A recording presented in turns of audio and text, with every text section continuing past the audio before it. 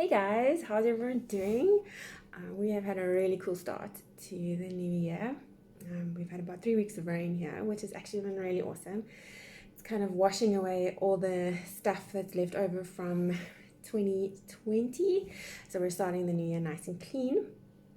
And we've really started the year kicking up our sustainability journey. We made a commitment as a family to start the year off really strong, focusing on what we bring into our house, what we need, and all of those kind of things. It's been really great to have everybody on board because it makes it a bit easier and it's not just me going it alone on this journey. One of the questions that I've been asked when I recommend places to shop or products, people ask me, isn't going waste-free expensive? And I wrote a blog post about it, but there is no yes or no answer. We are a large family. We're a family of 5 now, but I'm still, Cameron's in varsity now, so there's a lot of expenses still happening there, and so our budget is super tight. We're super aware of what we spend, where we spend it, and how we spend it. So we are definitely not spending more on groceries or waste-free products. I think in some areas we're actually spending less than what we were, but it's a more intentional spend now. So because it can be quite overwhelming to get started, it was very overwhelming for me when I first started this, and I hesitated a lot because I always thought that it was more expensive. In my head, I kind of had a connection between waste-free and organic, which is not always necessarily the connection. So you can have waste-free products that aren't necessarily organic or natural. Obviously we know the more organic products are or do tend to be a little bit more expensive. So what I want to do is just help you guys to figure out some steps to get started, some tips on how to stay within your budget, because times at the moment are tough. We all want to make changes for the better, but we also have to all be cognizant of what we have to spend. So these are just some tips that I follow and still am following to kind of make our life more sustainable and live more waste free. So the first tip, I think, is definitely, and I've said it before in previous videos, is to definitely start small. You can't wake up today and decide you're going to live waste free and just purge your whole house and try and bring in only waste free, eco-friendly products. That is going to break the bank. And it's also, to try and do it like that is super overwhelming. So you have to start small. How I did it was I focused on one area at a time. So the first thing that the products that I bought that switched from plastic containers to a more waste-free option was our fruit and veg box. And I did that because it was the easiest thing to do. I found a company that delivers a box. The box has got veggies, fruit and veggies in. They pick the fruit and veggies. They deliver it to my house. I don't have to worry about it. And everything is plastic free. It was a quick and easy, affordable solution for us at the time. And we've maintained that now for almost 2 years. We have switched up providers in the time period, but we still get a box that is completely plastic free, waste free, and a lot of the products are natural and organic. They're grown by local farmers, which is why they don't have packaging in, because they literally come from the farm.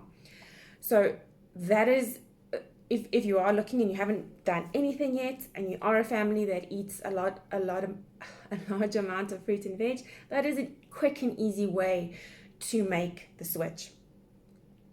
If that's not something you want to do, find another room in the house, find a cupboard, find a shelf in your kitchen that you like, okay, these products we're going to switch, or in your bathroom. That's another one that was pretty easy for us to make the switch to.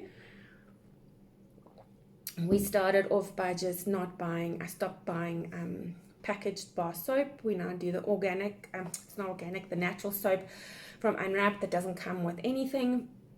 We switched over. I started again slowly. Kiara and I switched over to shampoo bars, and then once we got the hang of it, and the other kids tried it as well, and then we decided, okay, everybody's now moving over.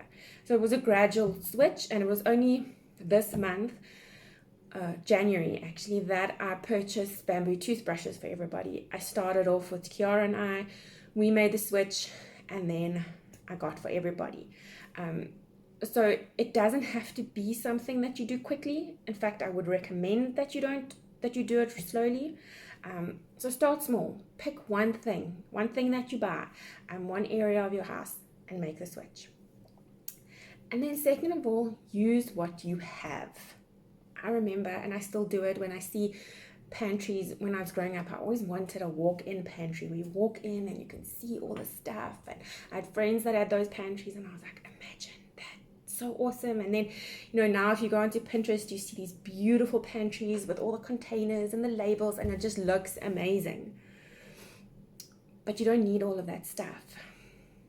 So at the moment, I have 2 shelves in my kitchen that has groceries on it. And they only get replaced when they are finished. It is things that we use, and I don't see, oh, we've got half a jar of flour left, let me buy more flour, because we might not bake anything in the next 2 weeks. It's silly to go and buy something that we don't need. So use what you have before you replace it or before you buy something else. This was something that we've had to try and adjust to, because I used to do a big month-end shop, and I'd have all this stuff, and then we would have tins and tins and tins of stuff and jars of stuff, and we just keep buying more. And it's, first of all, it's a waste of money, because if it's sitting on your shelf, it's money sitting on your shelf, and I remember a couple of years ago, I read a post on Instagram, and this mom's a homeschooler as well, and she was saying that she only buys the fruit when it finishes, not when there's 5 more or it's gonna run low, but when it finishes, then she buys it. And I kind of started doing that from then already, and it's now become a way of life. So when something finishes, then we replace it. I ask myself, if we finish it, is it something that we do actually need? Often I will try something and the kids don't really like it. I had an idea in my head that they were going to like it, but they didn't. So I now finish it, and then I'm like, do we really need this? And if we do, then I buy it. Okay. And that then goes to the next point, which is buy secondhand, swap, or borrow. Okay. When you're looking for something, there's a trend at the moment that everybody has an air fryer. A couple of years ago, everybody had a slow cooker. And all those things are great, and many people find them useful, but will you find them useful? So if you do want to buy one of those bigger items, see if you can't find one secondhand. Ask around. Your friends might have one. Someone might have bought one that doesn't use it anymore and is willing to let you borrow it for a while to see if you do actually want to use it. Very often we want something because we want to use it once, and then we're not ever going to use it again. So there are certain things that you can buy secondhand. There's loads of places. You can look at on Facebook, on the groups. There's websites now that are selling stuff secondhand that you can find good quality. So rather shop secondhand than spending a huge amount of money on something new that you might not actually even need, or you don't actually have to spend money on it brand new. You could also borrow it. A lot of times we need something once off, and we could just ask around a friend or whatever if you could borrow it. And then, if you really find it useful, then save up and get it if you need it. But shopping secondhand is definitely something that we are working on doing more this year. David and I were in a secondhand shop the other day and looking for furniture for our kitchen. And he said, and it's been a struggle to kind of get him on board, but he said, there is no reason for us to ever buy anything new ever again. So definitely shop secondhand. I actually follow a girl on Instagram called The Junkyard Journal. She's great to follow because she's very practical about living waste-free. It's not perfect. She gets it wrong. She lives in America, so it's a little bit easier for her. I think they have a lot of those no-buy groups. But she buys nothing new. Everything she gets is secondhand. And she actually did a bedroom makeover where she sold the stuff in her bedroom. And then with the money she made from that, she bought new stuff. And it was cheaper than this. She actually made a profit because she sold the stuff for more than what she bought the new stuff for. So you can really get creative and really have fun with buying and selling things. And then the fourth thing is to stop buying disposable things. Okay, we've stopped this altogether. We've stopped for a while already. That's things like disposable razors. I've got us now those nice fancy razors. Unwrapped has them. You just buy the blades now. Instead of buying those packets of disposable razors, they're not good for you, first of all, and they also just clog up landfill and they're really bad. Paper towels. You don't need paper towels. You really don't need paper towels. I have taken our older actual towels and I cut them up and we use those as cloths in the kitchen, and they work even better than a paper towel because they're more absorbent. So if there's a spill, we wipe it up and we don't need to use 10 roller towels. There's a lot of other things that are once-off items that you can swap for things in your house. Paper plates, plastic knives and forks. You don't need any of that stuff. You can make a plan, and it will save you money, because if you keep on buying roller towels every month, like even if it is just 30 rand you're spending on a roller towel each month, you could potentially be putting that money towards buying a nice bar of organic soap or something else. So stop buying disposable items. Then the next thing, number 5, simplify your life. Okay, this has also been one of our biggest challenges, because we are so used to having a lot of stuff. We're so used to just thinking that we have to have lots of stuff, because if we don't, we're going to miss out, or we're going to lose out. When actually we're not. We don't buy store-bought cookies and cakes anymore. We bake a lot at home. So my kids still have cookies, but the baked cookies, they get involved in the process. It's a simpler process. We get to spend family time. We're not having cupboards full of stuff that we need. And it's been a whole mind shift of buying what we need rather than what we think we need, or that we just want because it's nice to have. And that doesn't mean we don't have nice things. It just means that we've changed what those nice things are. So simplifying your life is probably, in this whole journey, it's an ongoing process. It's why I declutter once a month at the moment. We kind of down to the bare minimum now, but it's simplifying stuff. I don't need 500 Tupperwares. I need 2 or 3 maybe. We don't need to have a pantry full of stuff. It creates clutter. It creates stuff in our space. We don't need it. I recently cleared out our homeschooling space, and I'd been collecting stationery since Jack left school, so we had a whole lot of stuff that he brought home, and I had these tins and tins filled with pens and cookies and crayons and all sorts, and it was just on my desk causing clutter. And I kept telling myself, we need them, they will need them, but they didn't. They each got for Christmas a nice set of new cookies, new pencil crayons that they each now have, that they look after. They're big enough now to do that. So I just got rid of it. I simplified it. My desk now has absolutely nothing on normally. Then when we do school, they all bring their own stuff that they need, and then we use it. It's this whole mindset of we have to hold on to things. Just simplify. That is the way to go. Simple, simple, simple. And then upcycle what you have.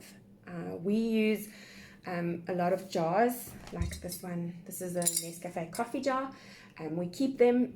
And actually, I was keeping them, wasn't simplifying, and we had a whole cupboard full of jars, different jars, our mayonnaise, tomato sauce, all of them I'd kept, with the idea of using them. And we did use some, but then when we, Unwrapped brings all my stuff in their own jars. So I took 2 massive boxes to the glass recycling because we just didn't need them. But we do keep now like a base set of a few that we can use if we need it. But you can upcycle glass jars. My kids drink out of them. They use them as for water. They drink their water out of them. David makes his coffee in them. We pretty much use the glass jars that we have for everything. When I make tomato sauce, I store the tomato sauce in them. I've just got a strawberry sauce in the fridge now, stored in the glass that we had. But that's not the only thing you can upcycle. Your old towels, you can, like I said earlier, you can cut them up and use them as rags. There's even, we've made it once, you can take the old towels and you make like a plait, and you can make like a beautiful shower mat. So there really is so much you can do with the stuff that you have. There was a tutorial that I saw on one of the ladies that I follow. She took a bicycle wheel and she made this beautiful wall hanging with flowers on. You know, David's currently got a bicycle wheel that he's trying to do something with. So that's a great way to upcycle something that's probably just taking up space in your garage. So before you throw something away, see if you can't reuse it. You'll probably find that you can reuse it. Okay? And then the next thing is start a herb garden. I'm not saying start a veggie garden, because veggie gardens are, first of all, not easy to start. They take a while before they start producing. You need a lot of space, a lot of time, a lot of effort to really get a garden going that's going to support your family enough for you to stop buying produce. But that said, a herb garden is pretty quick to start, and it's easier to maintain, and it can save you a lot of money. Because herbs are quite expensive. So if you have a little garden in your kitchen, you can have a growing garden in your kitchen, you can have it in your garden, wherever you are, herbs that you use. And then you get the added bonus of having fresh herbs in your food. Depending on the size of your plant, you can also then go on to dry them or whatever. But it is definitely, if you're going to start a garden, your herb garden is probably going to be the one that starts to save you money before your veggie garden does. That said, though, don't not start a veggie garden. David's got a garden going. We're having great tomato harvests from it, so that's pretty awesome. And David eats tomatoes every day, so that is probably saving us a little bit of money there. And veggie gardens are just great to have going. And that pretty much are the tips that we follow, the rules that we are kind of, getting going as a family to save money, to stay within our budget, to be able to live the life that we want to. It does take a little bit of sacrifice on certain things that maybe we would have wanted. We kind of have to decide what is important to us. And as we go on this journey, we're able to kind of make the decision to move over to things that are maybe a little bit more expensive because we've saved money in other places. But I was wrong. I thought that you couldn't go waste free unless you had a massive budget. That is not true. We have a really tight budget and we are managing to do it. We don't get it right 100%, but that's not for money. That's not because of budget. That's just because we're taking the process slow and working with what we have. So my advice would be, if you do want to make this change, make it. Start small, start somewhere that is manageable for you, and then just go from there. And I promise you, before you realize it, you will notice the massive change that you have actually made without spending any additional money. And you might even find that you've actually gained a little bit of money in your budget because you've simplified your life and you've simplified the things that you need. That's my advice for you today. I have also written a blog post about this. It's a comparison of grocery items that we buy versus grocery items that are in the shop. You can go and take a look at that if you want to, and just weigh in and let me know what your thoughts are on this. I would love to know, those of you who have gone waste-free, how you found it. Have you also found that it's not necessarily as expensive as you assumed? Or is it? I don't know. Everyone experiences things differently. So I would love to hear from you guys. Awesome. Until next time.